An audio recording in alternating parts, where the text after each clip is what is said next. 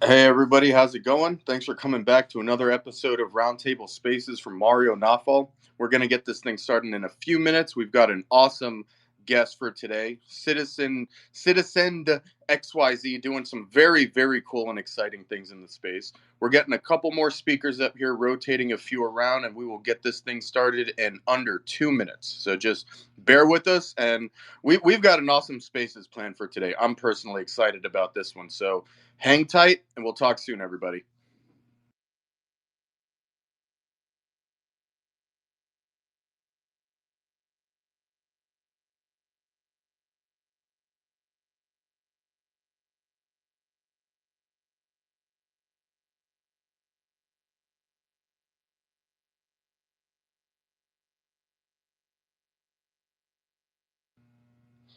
All right. Well, that was kind of quick. Everybody's doing their jobs today. We got a bunch of speakers up, and I guess we might as well just jump right into it. So, how we like to start these things off, we'll talk a little bit about what's happening in the space, a couple cool topics and fun conversations that we've got planned. End of the space, last 15, 20 minutes. We're going to have more of a one-on-one AMA, get all of the answers that you guys have questions for kind of segment towards the end with Citizen XYZ. And we'll let everybody know what's going on and how to get involved with everything that they're doing on the blockchain and maybe even off the blockchain. Like I'm sure they got plenty of cool stuff going on, but let's start by just going around the room. I want to say what's going on to everybody. How are you doing? How was your weekend? Or what are you doing this weekend? Either or. And then we'll just jump right into it. But let me see who is to my right. Crypto Lord NE. How are you doing today? And thanks for coming up. I'm cool, man. Good evening, everyone. Nice to be here once again with you all. Awesome. Appreciate you coming by. Can't wait to get some conversation going. Jack Booth, how about you? How are you doing today? And thanks for coming. Hey, David. Yeah, thanks for having me on. Really excited to chat a bit about uh, fundraising and all that good stuff for early stage projects. Excited to be here. Thanks. Awesome. Hey, me too. I love all of the fun DGen stuff, NFTs, meme coins, and gaming, but I get all of my information and alpha from these spaces. So I'm excited to learn a few things from all you smart guys up here. Alex Tapscott, how are you doing today? Yeah, I'm very well. Thank you. I'm looking forward to the discussion. I'm glad to be on a panel with such a great group. Looking forward to it. Awesome. Appreciate you coming by today. Patty the Pirate. I love your PFP. I bet you have one hell of a time here on St. Patty's Day. That's for sure. Thanks for having me, David. Looking forward to getting stuck in, bro. Awesome. Hey, I mean, I got into Web3 about 3 years ago, and I've been stuck ever since. So get ready for a lifelong commitment. Demetrios, how are you doing today? Hello, amazing. Thanks for having me on. Really excited on today's spaces, especially that topic. Really nice and really important in today's times. Absolutely. Same here. Same here. All right. We've got a few other speakers coming up today. We've actually got a packed panel. Usually we like to rotate, get a few differentiating opinions out here. But if we can't do that today, just make sure to come back to the next space. We've actually got a few scheduled for today. So everybody stay tuned for that. But let's jump right into it. I mean, I want to talk a little bit about some of the current events, things happening in, around, off on the blockchain. And if anybody's got something specific that really caught your eye lately in the news, don't hesitate to raise your hand. We'll jump right into it. But before that, something that I personally saw that I just want to get all of your opinions on, a little icebreaker conversation starter. I saw some quote on, I forgot what website. I only want to quote Twitter, but Trump said he doesn't like the Bowden meme coin. I'm curious how you guys feel about that. I mean, not the price or anything, but the fact that we've got politicians commenting on other politicians' meme coins. Who really saw that coming? If nobody's going to raise their hand, I'm just going to pick on people and get some opinions. But let's see, Crypto Lord, let's start with you. I mean, give us some thoughts on that. Election season starting to heat up here in the U.S. We've got Trump commenting on Biden's meme coin. What does that mean? Well, I actually don't know. Yesterday, I was actually watching. I watched the video where someone actually asked him about company actually leaving the United States because of crypto, because of the tight strict crypto this thing. So he said that if he wins, he's going to do something about it. But about the tweet he made about bidding bidding meme is actually very funny. But I think we saw so many Trump and bidding meme actually doing well today. Without, I think the generals actually took advantage of that post, and people who got in early actually made something for themselves. But I think it's just about Trump joking around, trying to play down on Biden, and Biden also trying to play down on Trump. But, Biden is not that kind of person that will just come outside and say such kind of thing. But we know that it's actually expected from Trump. He's like a playful guy, kind of person. Right. Absolutely. I mean, look, I like the playfulness in the news. That's just me Yeah. personally. But let's hear from Citizen. Oh man, first correct me in how I'm saying it. I'm just calling you Citizen. But also, who's behind there? Who are we talking to today? Yes, no, your pronunciation is great. Actually, Citizen is how it is. Just to introduce me quickly, but I'm Luis. I'm a member of the advisory board in Citizen as well, the chief growth officer at Fractal ID. But just to address what you just said, so what does that mean? I mean, I would take one thing of that, which is that this is not that small anymore. Like, I mean, I think the whole crypto movement have reached to a point that if we have these things in debates with presidents, there is something here. And then there's also another side of it, which is that maybe meme coins are not just meme coins or shit coins, as other people want to talk to them or want to refer to them. They actually mean something. They are actually changing things in the real world. And I think that this is a very exciting time to see what's going to come soon. Oh, absolutely love that take. Jack, let's throw it over to you. Trump commenting on the Biden meme coin. What's going Yeah, on there? no, I absolutely agree with Citizen Take. I think this is the year that crypto is going mainstream, but in a totally different way than we thought. We thought it was going to be retail coming in, changing everything again. It's actually the institutions. It's the big shots. It's the ex POTUS that's actually bringing all of the value into the space at the moment. And the interesting thing is that it's meme coins doing it. It's the first real time where you've been able to, I guess, gamble on culture, and then they've been so legitimized by the fact Doge is still up there, Pepe's still up there in the top rankings. They're not going anywhere, right? And so everyone's realizing these are legitimate assets that really represent a cultural phenomenon, right? And that's why Trump mentions it. That's why everyone's mentioning meme coins at the moment, is because they've, I think, received legitimacy all of a sudden. And it's crazy that institutions are the ones doing it. Oh man, couldn't agree more. Alex, over to you. Yeah, I can almost guarantee you that Donald Trump has no idea what Joe Biden coin is or was before he made that comment. I just think someone said, hey, there's a coin called that's named after your rival. And anything named after his rival is something that he's not going to like. So he's not legitimizing it. He's just saying, oh, something associated with my rival, I don't like that. I think that the Joe Biden thing was honestly, that the least important part of that whole event. I mean, the most important part was that he kind of came out with a sort of benign stance as it relates to crypto. And I don't think that's because he thinks it's legitimate or because he's a big fan per se, though he does have his NFT thing. I think it's because there's a third party candidate, Robert F. Kennedy, who's really put a stake in the ground and said, I'm going to be the crypto candidate. And he's basically just trying to grab that guy's votes. And it turns out that Kennedy's got a worm in his brain or something. So he's very weak at the moment. And so I think Trump's seizing a political advantage. And it's very possible that crypto becomes a swing issue in the election. And that, a few 100,000 people in different states could swing the election. There was a Grayscale, a DCG-led survey that was done relatively recently that said that a quarter of Americans think this is a very important issue and something that may decide how they vote. So I think it's a political calculation, probably a pretty savvy one at that. Oh man, absolutely love that take. And something else I just thought of. I think this is the first time in history we've got all three candidates who've got a meme coin out there. Probably more than one meme coin. I'm just calling it right now. We are in for one hell of a next 3-4 months. I'm telling everybody that. But I want to throw this over to Patty to get some thoughts before we jump into the next topic. I saw you throwing up a lot of emojis, Patty. I'm curious on what you're thinking about all this. Yeah, I think I resonate with what Jack and Alex say. I think there is this sort of, I don't know if legitimacy is the right word, but it's been insane to see the absolute meteoric rise of meme coins. I mean, I think last year the culture side of crypto was very much entrenched in NFTs, hence my profile picture, which has basically gone to zero. Um, and now it's almost like meme coins are the bet on culture, and I think that's very cool. I think it's very fun.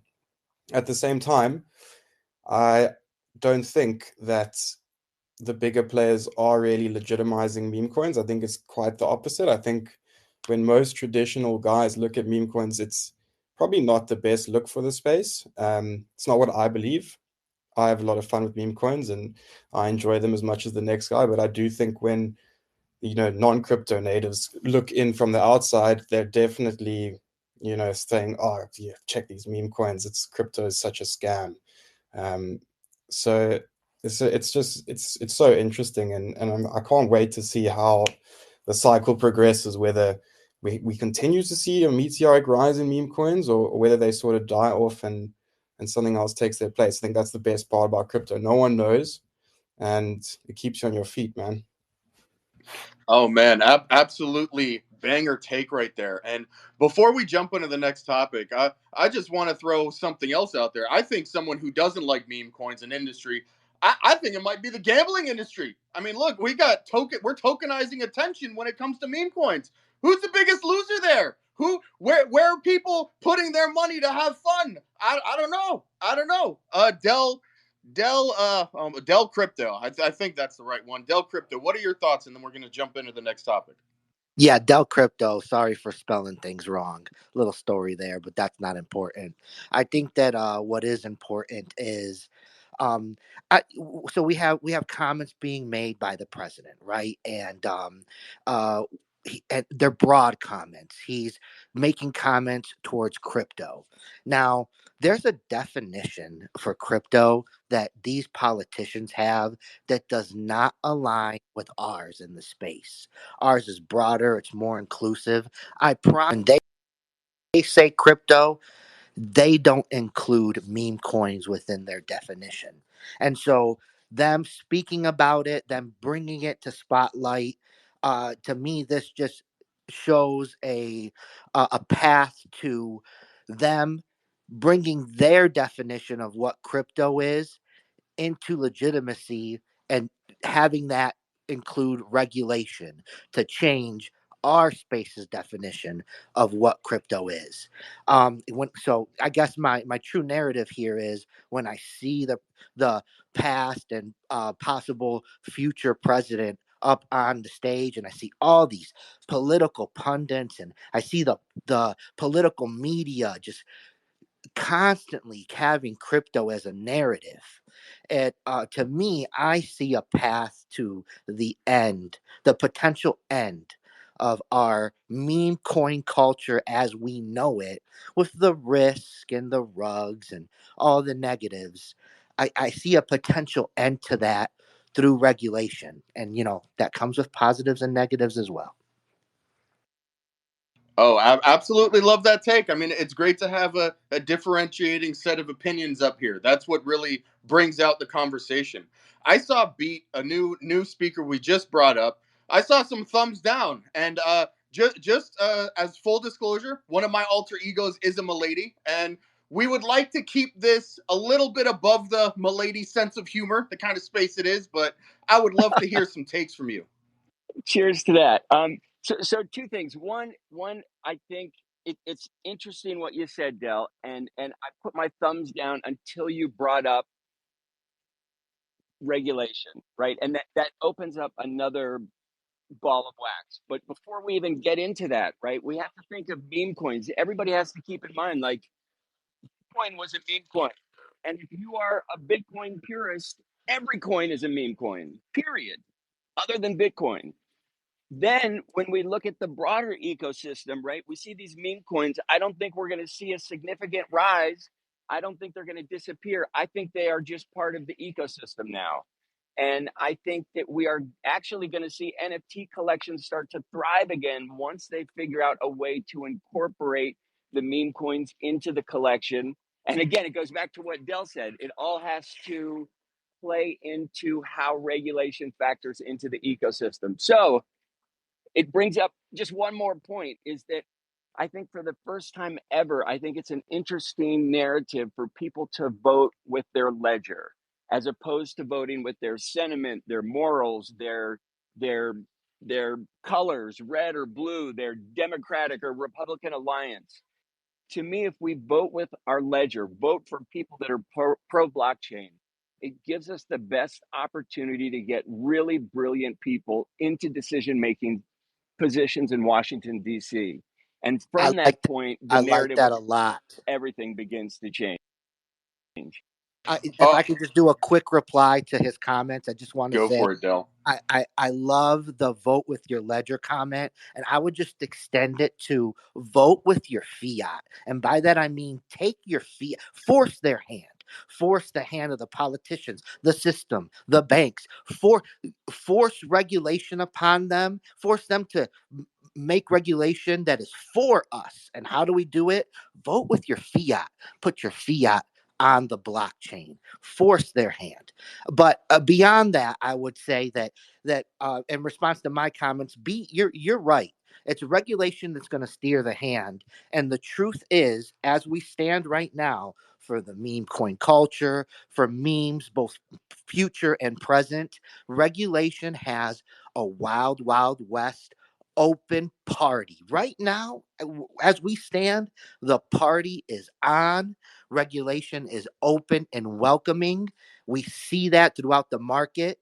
And I hope to see that continue. That's certainly what I hope to be the case. Oh man, two banger takes back to back, guys. We are lucky today.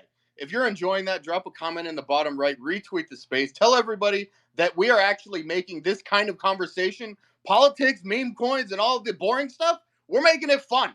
Like where else do they do that? But one thing I love, pro blockchain. I can't believe I never heard that before. I want to put that on a bumper sticker on a T-shirt and tattoo it on my ankle. But Jack, I want to throw it over to you. Yeah, I love as much as the next guy getting into the regulation chat, but I want to send it back to meme coins just for a second before we move on. Uh, you Beat, I guess you what's the name there? Beat. He mentioned a point around making NFTs relevant again, and there was a massive announcement made by Pavel Durov at the presentation in Token 2049 in Dubai. Telegram is going to tokenize stickers on Ton, and I believe that this could be the next wave of NFTs. It could even be bigger than the profile picture boom of 2021. And I'll tell you why, because stickers have more utility. You can actually use stickers in chats. And so if you have an exclusivity element around stickers, and you have to spend a crazy amount of money on a set of stickers that you can then use in chats, that can elevate your status instantly in the crypto chats you're using day to day. And I think this could be the next wave. This could be the next meta for NFTs. Is They're going to actually use the same tech to tokenize emojis, and we're swinging them all over here in this room. That's future money flying around. hell Jack's yeah, got. exactly that. So that was not only that as well, but the sticker creators that come to Telegram and build these sticker NFTs, they're actually going to get 95% of the revenue from Telegram. So Telegram just started actually monetizing channels with ads. Channel owners get 50% of the revenue in Toncoin. The sticker creators are going to get 95% of the revenue in Toncoin for these sticker packs that they're selling. So that's just a little bit of an announcement tied into that next wave of NFTs that's coming, I do believe that stickers will be a big part of it. And we're already using stickers all over the place in Telegram chats, and we're already using memes as well. And So what Jack's talking about is not just big for memes or art or the NFT culture. It's what it does is Jack's talking about massive utility, a pathway for utility for crypto, tokenization, tapping into business. This is the future. This is where everything is heading. Hey, absolutely. I mean, I pretty much agree with the majority of what's been set up here, which is pretty rare for a DJ like me talking to a bunch of professionals like you guys. But we saw Alex unmute himself. I want to throw it over to you before we jump into the next topic, Alex. What's on your mind? Well, just that it's an interesting discussion, and some people have said that meme coins could potentially be the next way in which token distribution happens in communities. And I think it's an interesting idea. It's not one that I'm particularly sold on, and I think that my views on meme coins are probably a bit more mixed than most of the other panelists. But just be helpful for people who are listening in to kind of go through like how this has worked over time. So like the very first blockchain network was Bitcoin, and the way that token distribution happened on Bitcoin was through proof of work mining. So anyone, this is before you could buy it on an exchange, right? The only way to actually get Bitcoin was to mine it, and at the time it was very relatively simple to do from a cost perspective, if not technically kind of complicated. And that was a very sort of democratic way of distributing tokens in the network early on. If you provide security to the network, you can earn a piece of it over time. And then later on, we had the sort of second wave, which is the ICO wave. And that really kicked off with Ethereum, right? So the Ethereum token sale allowed people to basically commit Bitcoin for effectively a promise at a later date that you'd receive tokens in this new network called Ethereum. And that successful launch, probably one of the most successful investment opportunities of all time, honestly, helped to kickstart the ICO wave, which started in 2016, but really picked up steam in 2017. And in the ICO wave, ICO obviously standing for initial coin offering, there were lots of really incredible projects that launched during that period, and then towards the end of it, tons of scams as well. And really was not shut down for any reason other than that the market cooled off and regulators started to pay more attention to the space. And that led to another wave of something called an IEO, an initial exchange offering, where basically tokens launched on centralized platforms like, say, Binance, right? And so we got some of that for a while too. In 2020, we got another form of token distribution model known as liquidity mining, where basically, for DeFi, it worked very well for DeFi. If you provided liquidity to an application like a decentralized exchange or a lending pool, you could earn a yield, which was effectively a way of like earning ownership in the platform, right? So Uniswap being kind of one of the most successful examples of that. And that was a distribution model that helped to basically scale, DeFi into, at its peak, 250 billion of TVL and a few million active users. So that was a really interesting model as well. And eventually what happened is the yields became unsustainable because people were trying to, offer artificially high returns early in order to capture liquidity, and eventually sort of ran out of steam. Then around the same time, we got the airdrops. And I'm giving this all because I thought the discussion here was about token distributions, making them more equitable and where things are going, right? So that's why I'm providing this preamble. Airdrops are really interesting. Basically, if you're a contributor to like a network and a project launches on that network, then you might be able to earn something, right? So, if you're a big contributor on the Ethereum network, you pay a lot of gas fees, you might get airdrops in some DeFi platform that launches, or Cosmos, you might get something on the Cosmos network. Eventually, that led to points, where basically a project would launch, and then the more activity you did on the network, the more you'd be promised a future airdrop. And that's what happened with Eigenlayer 2 weeks ago, where basically they were promising an airdrop. And what happened was a lot of people were dissatisfied with the distribution model. Now, part of that was because of regulatory uncertainty. People in the US and a lot of other places were geo-blocked. But in general, people sort of felt like the process was opaque and maybe not totally equitable. And so the question is like, okay, what comes after airdrops? Or can we fix one of these models to make them more useful? Or do we have to introduce some kind of new token distribution model? I host a podcast, and my co-host really believes in meme coins. And like I said, I've got mixed feelings. But his view is basically, look, with a meme coin, you start with a very small market value, so that basically anyone can own a meaningful percentage of this network, right? And I'm not talking about like 10%, but like, if you have $1 million sort of market capitalization, anybody can put about $500 or something into it and actually own a piece of it. And so what happens with the meme coin thing is like you can basically, I see someone giving me thumbs down. I'm not sure if that's against the. It's just that this is just what happens in the perfect world, but in reality, this is not what occurs. In reality, before that opportunity for everyone to purchase at a meaningful price, the developer has loaded multiple wallets with Oh, tokens.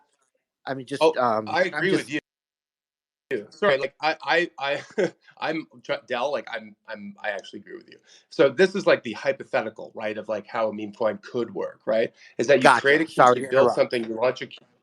No, that's quite all right. I was going to get to that. Like that, the promise is, yeah, you got a small float, you've got an early community, everyone can get a stake in it, and then the community builds first, and then if you bootstrap the community, then you can launch applications and raise VC money afterwards. So it basically like inverts the model of like what traditionally occurs. My personal view is your view, which is that might work for 1 in 1,000 of these things, but my view is in many cases there is an inequitable distribution model at the outset, and the likelihood of this community scaling and becoming big enough that it can attract investment from a VC firm and or investment from institutions or can launch applications is pretty low. So I just think it's disingenuous to, in my view, to promise to people that this is a way for them to be part of something unless you've got a specific plan in mind, which is why actually, like, I'll stop because I can see a lot of people want to It react to was this. great I actually combo, think Alex. And just in ICOs are quick like, response, I'll just say it's not only a crypto issue.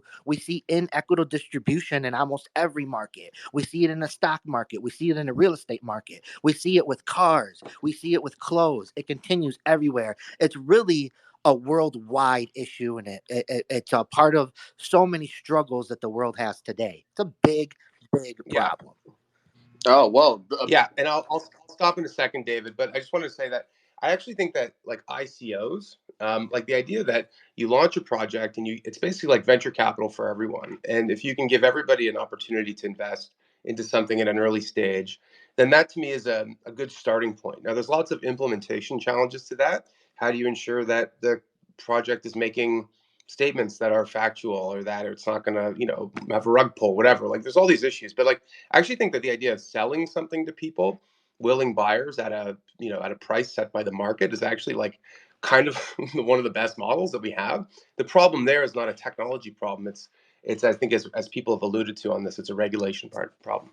Okay, I'll stop there and then I'll take what's coming my oh way. well, I absolutely love both of those takes, and I'm happy about the direction this conversation was heading. I mean, this is like we're democratizing fundraising and Web3. So Web3 fixes everything. So Dell, the rest of the world is in luck. We're about to crack this problem right here and fix it all for everybody. But let's hear So from Citizen and then Bede and then Jack. Yeah, so I think that Alex said something very, very interesting as well, but that sometimes people don't fully get how this works, because you said ICO is opening up VC to everyone.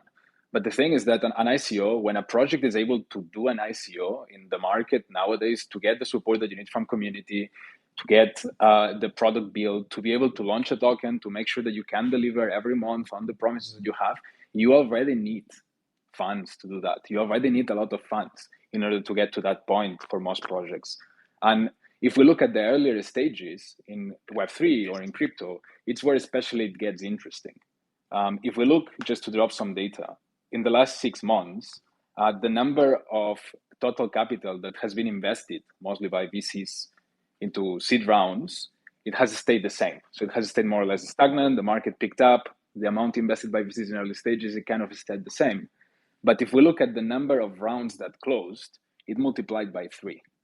And if the number of rounds that closed multiplied by 3, capital is the same, it looks like there's a pool that is the same, that now it's divided among more people. And as Web3 is growing, we get more developers, we get more builders, the needs for capital is even higher and higher because the level is much higher. The budgets on marketing are much, much higher as well. And we have a problem at the earlier stages. So how can we make sure that projects that can potentially do well and that can really become those very big projects that at some point they can launch a token, et cetera, can also survive at its earliest stages in Web3? And I just want to pose that as a question and see what people think about it. Oh man, absolutely love that take. And multiples of 3, that's where I like to start. I like to 3x and then 10x and then 69x and then 420x. But that's just me. Beat, over to you. Yeah, so two things. So I think that the underlying discussion here is the only thing that needs to happen is it needs to be an equitable launch, right? In order to incorporate all the people. And I wanted to kind of future forward the conversation. And this kind of, it's all in the same vein is the question, why the hell do we not vote on the blockchain, right? Why is that not a thing? To me, that would solve the problems, right? It would let people vote instantaneously. It might also be an opportunity, and as much as I don't want to say this, but like an opportunity for the government to create a crypto wallet that housed your medical, your identification, and gave you the rights to vote. The fact that we haven't discussed putting voting on the blockchain so we can get rid of all of this crap that surrounds these elections, to me, is crazy, because it is a system that is proven and we could put it into action and then there are no questions left on the table. Somebody get Charles Hawkinson in here. I mean, this is what Cardano truly at its essence is working on, and it's actively working on it with nations in Africa. Oh man, absolutely love both of those takes. I mean, I agree. But one thing I want to point out, and I think it all boils down to a PR issue. One thing, I don't think politicians and voting, I don't think they like bribes. And not only is that what we do here in crypto when it comes to voting, it's actually preferred and the accepted practice. I don't know. I think we need some PR people in here, fix it all up, and then just put I everything don't. on the blockchain. I like the take. It's not that I think the take is wrong. It's just that I don't think it's the underlying issue. I think it's very clear the underlying issue is the tech. Where we're at right now, blockchain doesn't work. And this is just a factual statement. And this is why what you're talking about is being worked on by Cardano. And it's not here. I mean, if everyone was voting right now on the blockchains that we have available to us in the world, well, gas fees for those boats are just going to be freaking ridiculous, right? We have congestion issues on our tech, and we have a lot of growth to have see come to place before truly what we have can serve the world. And that's just a reality of the tech that professionals in the field know, but it's really just not talked about commonly in the public. And I'm here to tell you right now, this stuff really doesn't work all the way yet. I gotta disagree with that. There's plenty of examples of successful voting. I mean, we're sharing the live right now with Polkadot on another live. Polkadot Assembly, Polka Assembly is a voting platform used by the entire community for proposals for every bit of budget they spend. So that works. My last company, Waves Protocol, which is now not worth mentioning, but they used to run the Russian elections in Moscow. They run government elections using Waves Protocol. Arbitrum ran votes for their airdrops to the community projects, the STIP proposals. So voting Well, but works Jack, I just on want to chain. say, we're talking about, running fair, clean, democratic elections. We're not talking about using wave protocol in Russian elections here. We're looking for use case examples from you of using wave protocol in viable, democratic, fair elections that serve people. Sure, there's not many examples of that, but I guess one of the examples is in Russia. That's happened, right? So despite what you may think about Russian politics and all the stuff that's going on there. I don't want to get into that topic, but it has been done. It's happened. There were votes on the blockchain for regional elections there, and it worked. All right. Well, absolutely love everybody's opinion on that. I mean, feels like we got a long way to go with a lot of different things, but at the end of the day, blockchain and all of everything within it is just getting us a little bit closer to where we want to be in a variety of different sectors.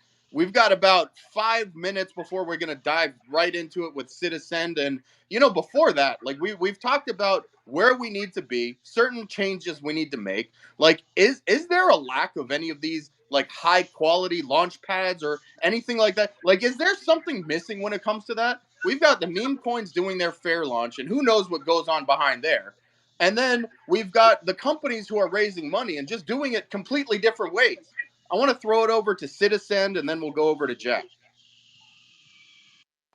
Yeah, thank you for the question. And I think you asked if there's a lack of high quality launchpads or basically platforms that allow for early stage contribution for projects.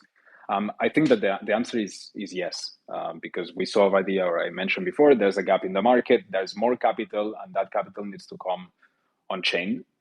There's a regulatory challenge that I think it was fixed already in the last years on how to make this happen in a legal and compliant way. And I think that now it's the time. But just to share some statistics, and I think that at the end, the platforms that will prevail are the ones that actually show long-term value for the projects. So there's going to be a recycling mechanism that comes from the industry itself, and that's the beauty of Web3, is that all the data is there, it's on chain, so you can see what works and what doesn't. But just to share a bit of a statistic here, so we analyze from 2020 to 2023 all the token launches that happened that were not a direct exchange listing, so that happened in some sort of platform. And we looked at the top 20 platforms by the number of launches. What we saw is the all-time high ROI was 16.6x. So it means that many projects that came out from these platforms did very well, and the median is 16.6x. This is more than 2,000 projects, that's the median. When we look, however, at the ROI, at the moment that we did the analysis, and this was in March, so it was a very positive market, that number was 0.53x, which means that actually that the value that came out from here, it went down. That's the median. The value really goes down. If you look at the same number for direct exchange listings, which means platforms that focus in a later stage, centralized exchanges, etc., that same number is around 3.5x. So actually, to launch on chain, it seems that it has not been doing well. And the reason that happens, we can explore as well later on, but I want other speakers to also speak here. But I think that there is too much focus on the short term, and Web3 is not going to progress if we only have this type of focus. Oh, man, absolutely love that take. And, my opinion, we should throw everything on the blockchain. I want my coffee. I want Starbucks. Even though they got rid of their NFT, I'll forgive them if they put my coffee on chain. Bring some McDonald's and all the other restaurants on there. Put everything on the blockchain. I want a recording of this Twitter Spaces on the blockchain. But we're about to jump right into the end parts AMA section, AMA segment with Citizen. Before that, I want to get some thoughts from the other two speakers with their hands up. We're going to go to Jack and then Dell. What's on your mind, Jack? Yeah, I wanted to talk a little bit about the one of the launch methods or fair launch methods for tokens that started to pop up on Ton all over the place. We had one very successful example that's launching their token soon, called Notcoin. Notcoin was a simple app inside of Telegram. You just opened it up and you tapped on the screen and you earned Notcoins. The mining phase, I guess you'd call it, lasted about 3 months, and in that 3 months, 35 million people mined Notcoin. It's one of probably the largest ever fair launches of a token. Token's not even live yet, but yeah, it's a crazy way to launch, and everything's totally fair. Like there was no pre-round, there was no ICO, no one's got priority access to this token. The only way you could get the token, even the exchanges, the only way the exchanges now getting listed on OKX, Bybit, Binance, launch pool soon. The only way they could get it was actually by mining. So everyone's been playing and mining not coins, and now this has become a trend on Ton, where a lot of projects are following along using this token, simple free token mining method, because all it takes is time for the user. They don't require anything like, you don't need to put any budget down, you don't need to stake something. It's not a typical kind of launchpad model. It's more of you spend your time to do this, and you earn tokens directly from the activity. We've even seen Near Wallet has copied it, Hot Wallet, which is another kind of Telegram mini app where you can come on and mine tokens directly off on chain. And now we have like so many of these projects popping up on Ton, where you do a simple action, and you earn tokens by doing it. And I think that's an interesting thing on Telegram, because it's very easy to refer people to it, right? It's just in a chat, you just forward it onto someone, then someone goes and starts doing it right away. You don't need to download an application. So it is a unique thing that kind of works really well on Ton. But yeah, what do people think about that kind of fair launch method, where people need to spend a bit of time, they don't need to spend any money, they don't need to risk anything, and the reward could be nothing, or it could be something. The whole kind of mentality of Notcoin was, it's probably nothing, but now 35 million people mined it, so it's probably going to be something. Oh man, me personally, I am definitely a fan of doing no work, spending no money, and getting stuff for free, bro. Yep, Oh yeah. I like that. I like that But idea. but Let's do a but for bunch of me, tokens there's like just that. nothing Fill up my worse wallet. than Del, over to you. there's nothing worse than putting time in and getting nothing. That I would say. And I think that's the portion where you'll maybe lose a large portion of the market, right? And David, just real quick, getting back to your question, you asked a specific question. You asked, is this market? Are we having a lack of launch pads, or a lack of really some type of location, a place where we can go to insert volume and have a certain ICO be successful. And I think that when you look at all markets in the world, the resounding answer to your question is yes. And let's look at the world's ultimate launch pads as a great example. And I'm talking, of course, about things like the New York Stock Exchange, NASDAQ. I think we could just boil them all into a term, the traditional markets, right? And so these traditional markets are the world's greatest launch pads. We see unfound success happen from them, and we also see unfound peril and disaster. And we have this, just in my opinion, we can see palpable right now, this building demand that these markets have for crypto. We have single digit participation in the world in crypto. And the reason for that is not that they don't want it, it's they don't know how to get it. Crypto's been hard to buy, hard to find. And one thing about these traditional markets is they make it easy to buy, and they also make people safe when they buy, because these traditional markets are wrapped in regulation. And so we saw the first glimpse of this palpable demand being eased by Bitcoin actually being on these traditional markets, not in your traditional fashion as a sole asset in its own, but wrapped into an ETF. And it had unparalleled success. I mean, the success was one of the biggest success stories for investments of the year, of what you will continue to see as we continue to have this demand that the market has for crypto to be put into traditional markets will be met as regulation and legitimacy and acceptance happens all across the world for blockchains. Oh man, I absolutely love how you ended that one there, Del. Very inspirational. Got my blood pumping. It's about that time. We're gonna jump right into it with Citizen to hear all about what they're doing. Before that, all of you listeners out there, if you're enjoying this space, make sure that you retweet it. Tell your friends that we're about to talk about something even better than the previous 45 minutes of this Spaces. We talked about, oh man, meme coins, putting everything on chain, democratizing it all, and making it fun for everybody. All of that while having fun and laughing along the way. I mean, this has been an absolute banger space. Make sure everybody is following everybody up here. But now that we are at that time, citizen, I mean, I want to hear all about you guys. Just by the logo, just by your branding. I'm getting the vibe that you are a luxury version of what everybody else is doing. And I'm kind of Sure, curious. nice I mean, branding, tell us very all sexy. about you. Yeah, thanks for that. Really appreciate it. Well, I think is what we're going for, and I think that our designer is gonna be happy to hear that as well.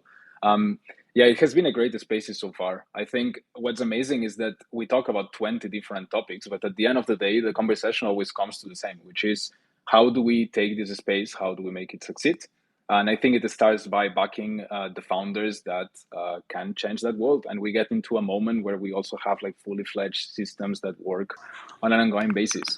Let me share a little bit more about Citizen, but just a quick summary. Like Citizen is the community curated token launch platform of Web3. We enable high quality projects to receive both community contributions before token launch, but also conduct token launches. And the mechanics of Citizen are pretty interesting. It optimizes for maximum number of contributors, but at the same time, it enables for price discovery. This ensures that you have a healthy and organic token distribution, but at the same time, it also loops in the community at the early stages of a project. A key part that is also important to mention is digital identity. And Del was talking about this right now, which he talked on the context of security, but it's not only that, it's not only for compliance. We need digital identity in Web3, just as well for other points. And one of them, for instance, is for proof of personhood. We were discussing voting before. In Citizen, you actually vote. So the community vote. The community is verified. We have a one person, one vote mechanism. So people can state, me with this one vote, even though I have one wallet, sure, I am actually a citizen, I am a single entity. I want this project to appear in the platform, to launch in the platform.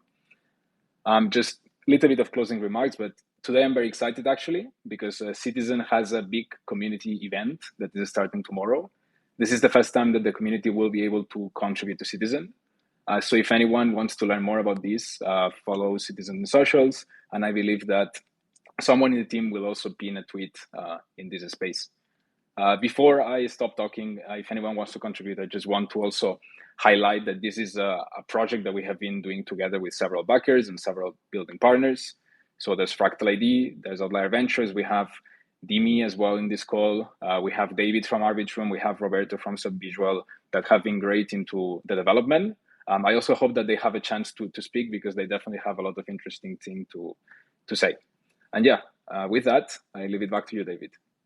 Oh, I absolutely love that. I mean, I love what you said. I sent Fractal ID an invite, but while we're waiting for them to come up, I mean, you gave us a little bit of info on how you're really different from the other token launch pads, but tell me a few other very exciting features. And before that, I love events. I can't wait until tomorrow.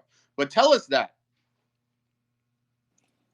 Yes, for sure. And by the way, again, Dimi, Roberto, you and David, you also know a lot of these things. So just feel in to jump in with any of the questions, so we don't keep it just as a discussion between two people. But I mean, the features that we have are pretty clear. The first one is this community curation.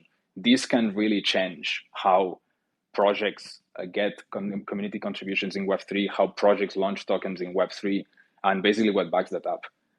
There is a platform that I really, really like. It's a Web2 platform. It's called Product Hunt. And I think that we don't have a product hunt of Web3. So we don't have a platform where you know that basically people come, people back a specific solution, and then you know that there's so many people that are backing that solution. And that people on top of that are verified, which means they are a real human being. They're not a bot, they are not an AI. And then this project gets to launch afterwards, but already has the community that are backing them. And this is something that's great, something that I think it's missing, and I would really like to see in Web3. That's the first element of what Citizen brings. So we're not pushing projects to launch. We're not listing the projects that gave us money on the back. There's none of that. There's actually no listing fees. The way it works is that if the community decides that the project gets to launch, it launches. Oh man, absolutely love that. I mean, I'm a fan of anybody bringing something on chain that we don't already have, or making what we already have better. I mean, that's kind of the goal and why everybody's here at the end of the day. Demetrios, go for it. Yeah, I think as Luis from Citizen mentioned, with Outlier Ventures, we're one of the backers of this project. The great thing is it really brings it back to the ethos of crypto, where you democratize the access to early projects, founders. It taps into this type of on-chain capital formation we have seen lately, and we discussed it before earlier in the call around, lately those low float, high FDV launches where users just stake their ETH, get some points. At some point, this turns into um, a 5% or even 1% of airdrop of what was staked. And then I don't think there is much of loyalty to a project if you get something airdropped of low value for free. And everybody knows if the moment you're very early contributing to a project, you feel you actually create this type of community feeling and loyalty to a project. And this is, I think, what is important today. Oh, absolutely love that. I mean, when I ask these questions, any of you guys who are with the Citizen camp or involved in that company, don't hesitate to jump in. The next one I want to ask, I was looking around, and you guys have some innovative mechanics that really optimize or are optimized for maximum distribution and also enable price discovery. Can you guys tell me a little bit about how that works? Like, sounds like you got a lot going on over there. Yeah, I can jump Yes, in on this one. Sorry, Robert go here ahead. Go ahead, from Roberto. Visual. We have been building Citizen, and also I'm a member of the advisory board. So yeah, we at Visual, we have been in this space for a long time, and we actually were part of the craziness of the ICOs in 2017, and we saw a lot of the good, the bad, and the ugly in that time. And we are really proud of two things that we are introducing here with Citizen that we think that are two innovations for the space. And of course, we think we are always thinking on new stuff to bring later on. But the bicameral contribution system, where both voters and stakers of Citizen tokens can participate in equal terms. With this, what this means is that if you contributed to voting for a specific project, you have the opportunity to also back that project later on. And also, if you are part of the Citizen community and you stake Citizen tokens, you also have your fair share of opportunity to contribute to a certain project. And that's really, really important to maximize the number of contributions, spread out the number of backers. And again, we are talking about people that are doing something to get this participation in, and not just something that is given to you.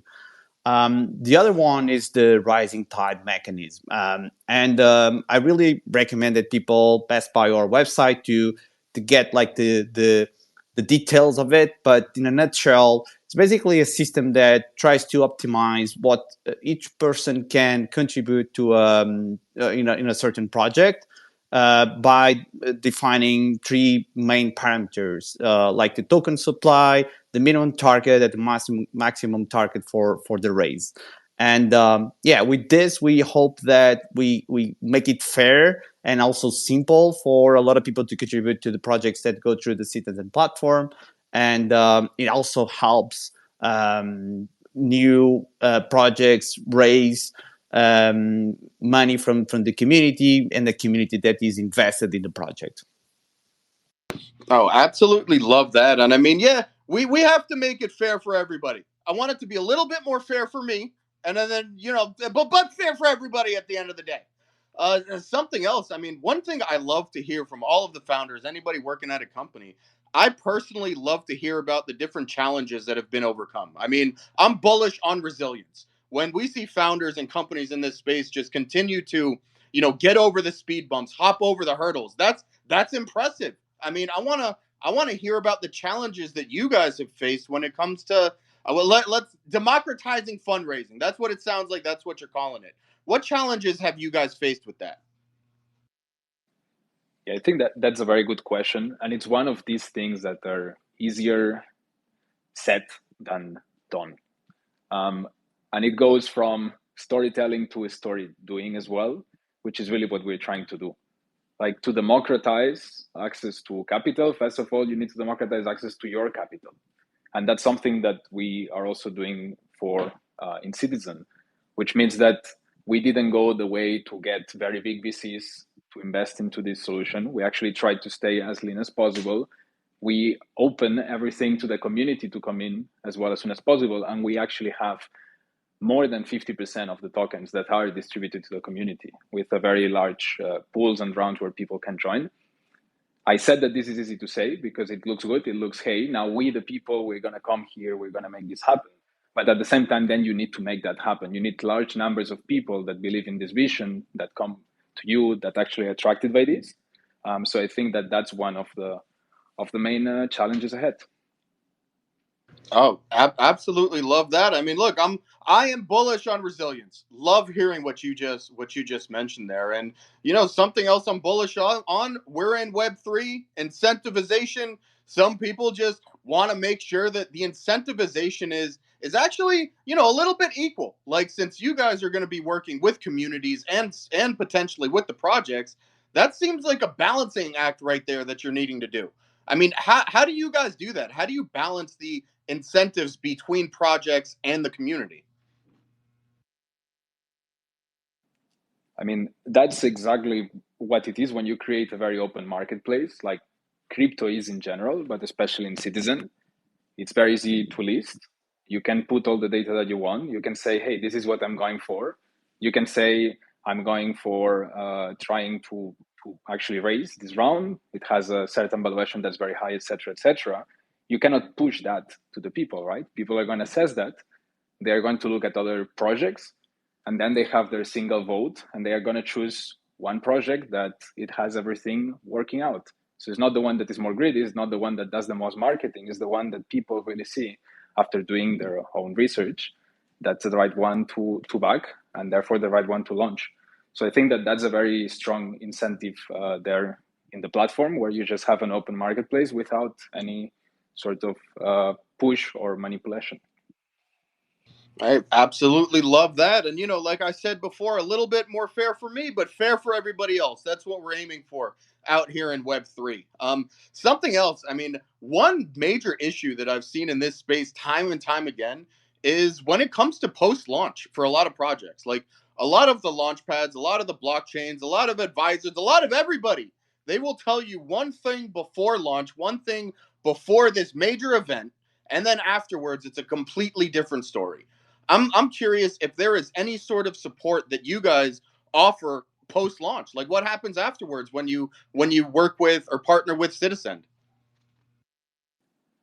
So I think that there's some important things to mention here. And by the way, I don't think you partner with Citizen. You simply decide to use the software in the platform to go ahead and do what you need to do. There's no such a thing as partnering with Citizen. It's a decentralized platform. But there's two important things to mention here. The first one is that if you have a very distributed community and your real backers are the people that have your token, it becomes much easier after launch because you have done your homework. You have basically people that have been following with you through the way, and that they have also backed you, that they are incentivized, that they have a skin in the game. And when things become real, they are also going to be there for that. You didn't buy support, you actually earned support, which I think is something that's very important here. A second thing that is also relevant here is the topic of liquidity. Like, because of how Web3 works, you need market makers. And it seems that, especially in the last cycle, we only had one possible model of market maker, which is you loan a lot of tokens to an entity. You don't know very well what that entity does to the tokens, but if everything goes well, then they will be able to purchase some of those and then sell them. And I think that this system is not something that helps projects. It's something that actually, if it doesn't go well, it will not go well. And if it goes well, it will not go that well when you get into this type of mechanics. So something that we are also planning to do in the future is to enable liquidity to also come from the community in the secondary exchange. But that's something that we're looking for in the future. It's something that we're analyzing together with as well the token engineers from Outlier Ventures, and really looking into making sure that it works well. Oh man, absolutely love that. I mean, to be honest, I've loved almost everything that has been said in this space. This has been a very exciting one for me. That also sounds very exciting. And how I want to end this one today, I want to hear from all three of you who are together up here with us from Citizen. What really excites you most about what you're doing over here? Like your impact on Web3. What is the most exciting part of it for all of you? Let's start with Citizen. I want to keep hearing from you, and then we'll throw it over to the other guys. Yes. So I think that Web3, actually, it was not even called Web3. It was called Bitcoin. But what started everything here was a technology that was creating transparency, taking power from few parties, and opening that power to the wider community. And that was the beginning of all this. And we have been evolving with this narrative, and there's a lot of projects that are going on in this narrative that they really leverage blockchain to make it something that was described in that white paper in 2009. There's also a lot of projects that just came in, try to make money, and then go away. Not only projects, also people. And unfortunately, that's the reality for a lot of people that are in Web3 today. That's something that I see changing, actually. I think the quality is increasing radically. If you go to conference, if anyone here in this space goes to conferences quite a lot, you could see that in the past year and a half.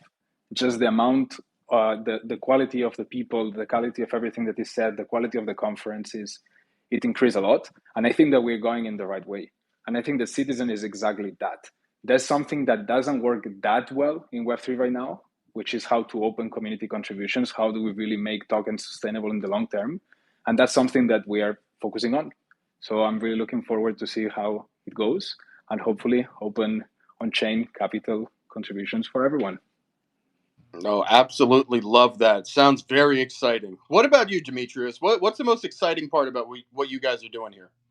Yeah, I mean, first of all, having the opportunity to work together with Louis and Citizen and backing him as a founder is really amazing. Like, great guys, execution speed, having a real strong vision on the product and delivering. But most importantly for us as Outlier Ventures, we're working with a lot of projects and having multiple new creative parts for projects to launch their token, have it as community activation tool is really amazing. And one side effect that I really love to see is you now will get very early indications from retail and community what the appetite of project is. We don't need that 10th DA layer or 20th layer 1 blockchain. You will very fast see from communities where the appetite really lies in like backing projects and contributing early. Oh man, love that one too. Wow, double of the excitement. What about you guys over there at Subvisual? What's the most exciting part for you? Yeah, we have been building this space for 10 years in the crypto space. And we have gone through so many cycles, so many lost streams and build streams. And we saw this in these spaces that there is a lot of ambition to build great things with the technology that started in 2009. A world that is more transparent, that is permissionless, that people can contribute in a lot of stuff. It's amazing to us. So we're really looking forward to continue building, continue solving a lot of issues that we have in the world using this technology. And specifically here, I still remember when in 2017 we raised for Utrust almost $20 million from more than 12,000 people, and that was really amazing to me. The impact that had in so many people. So I think Citizen, it's a next step into that, into providing a platform where anyone can launch their project in a fair and transparent way. And I'm really looking forward to see the impact of it. Oh, absolutely. Me too. I cannot wait till the event tomorrow. I know you all have something spicy and exciting in the works, and it sounds like you're going to make a big splash in this industry. So, very much looking forward to it. I want to thank everybody for coming out today. This has been an awesome space here with Citizen, doing some very exciting things on and off chain, all around. Wherever you go, they've got something cooking. So, I cannot wait until we get to try some of that. But once again, this has been an awesome space. We appreciate everybody for coming out. Thanks to all the listeners who came out and listened to us today, all of the speakers who came up and participated. Make sure everybody is following everybody. Go to Citizen's Twitter. Scroll through their feed. It's exciting. Just what they were all saying, and there's probably way more that they didn't even mention. You want to make sure to check that out and not miss out on the event tomorrow. But until next time, everybody, I hope you have a great day, and we'll see you next time.